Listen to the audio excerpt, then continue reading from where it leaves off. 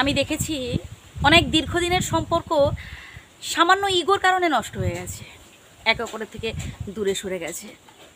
একটা সময় যাদের মধ্যে মানে খুব প্রেম ছিল, যাদের মধ্যে খুব মনের মিল ছিল, সামান্য ইগোর কারণে তারা একে অপরকে ভুল বুঝেছে, এমনকি একে অপরের মধ্যে সেই সুন্দর মিষ্টি মধুর সম্পর্ক নষ্ট হয়ে গেছে। আসলে এই ইগো জিনিসটা না বড্ড খারাপ, বুঝলাম। দেখুন, আমাদের মধ্যে একটা ভাব থাকে যে আমি সব জানি, আমি সব জানতা। না প্রিয় বন্ধু, এই জানার ক্ষেত্রে, শিক্ষার ক্ষেত্রে ভাই শেষ থাকে না। একটা ছোট্ট শিশুর থেকেও আমরা অনেক কিছু শিখতে পারি। যত বেশি আমরা এইসব সেন্টিমেন্ট, এইসব ইগো টিগো থেকে আমরা দূরে থাকতে পারবো, বাস্তবিক তত বেশি আমরা সুখী হতে পারবো। আত্মসম্মান বোধটাই হচ্ছে সব থেকে বড় কথা, সেটা ঠিক আছে, কিন্তু তার সাথে মনে রাখতে হবে যে ধরুন আপনি যার সাথে কথা বলছেন তার মানসিক পরিস্থিতি কেমন। ধরুন আপনি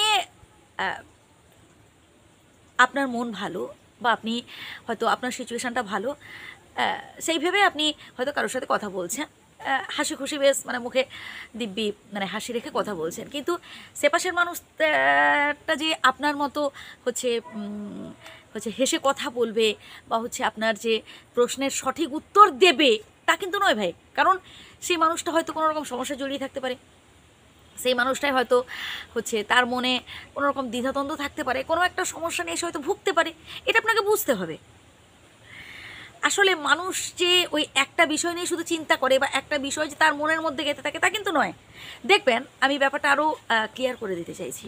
দেখবেন, ধরুন আপনার বাড়িতে হয়তো কোনো ঝগড়াঝাটি হয়েছে, সেই টেনশান থেকে নানান রকমের মানে আরও এক্সট্রা কি বলবো যে সমস্যা আপনার মধ্যে সৃষ্টি হয়ে যাচ্ছে। ধরুন আপনার সমস্যাটা বাড়িতে হয়েছে, আপনি আপনার কর্মস্থলে সেটা হচ্ছে নানান রকম সমস্যা ফেস করছেন, আপনি খুব রেগে যাচ্ছেন, খুব হচ্ছে উত্তক্ত হয়ে যাচ্ছেন, আপনার বন্ধু মলে সেখানে হয়তো আপনি মনমরা হয়ে আছেন, ঠিকঠাকভাবে হচ্ছে কথা বলতে পারছেন, তাদের সাথে মিশতে পারছেন, এটা হয়।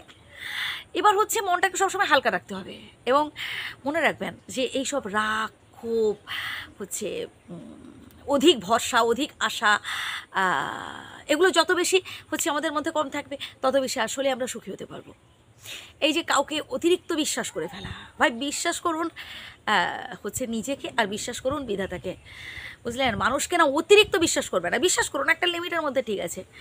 কারণ আজ আপনি যাকে সব থেকে বেশি বিশ্বাস করছেন সেই মানুষটা একটা সময় দেখবেন আপনার পেছনে ছুরি বসাবার চেষ্টা করবে। কথাটা হয়তো অপ্রিয় হতে পারে, কারো কারো কাছে হয়তো শুনতে খারাপ লাগতে পারে, বাট একদম বাস্তব কথা বলছি। আজ আপনি যাকে ভালোবাসবেন সেই দেখবেন একটা সময় আপনার দুর্বলতার সুযোগ নিয়েছে, আপনার অসহায়তার সুযোগ নিয়েছে এবং আপনার ক্ষতি করার চেষ্টা করছে। প্রিয় বন্ধু, সবাই ভালো থাকবেন, আমার শ্রদ্ধা নেবেন, আর যদি ভুল বলে থাকি ক্ষমা করবেন। ধন্যবাদ।